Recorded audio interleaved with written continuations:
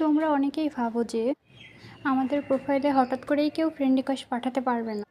তো দেখবে সবাই পাবলিক করার পর সবার প্রোফাইলে অ্যাডেড ফ্রেন্ড লেখা থাকে। সেক্ষেত্রে অনেকেই চায় যেন ওখানে অ্যাডেড ফ্রেন্ড না থেকে ফলো অপশন। তেমনই আজকে আমি আমার অ্যাডেড ফ্রেন্ড থেকে দেখো ফলো অপশন কি করে চালু করি। দেখো হু ক্যান ফলো ইউ, ওই অপশনটা সবারই চালু থাকে, ওটা অবশ্যই পাবলিক থাকতেই হবে। এখন ফলো অপশনটা সবার সামনে শো করার জন্য আমাদের প্রথমেই সেটিংয়ে চলে যেতে হবে। তো আমি এখন সেটিংয়ে চলে যাচ্ছি।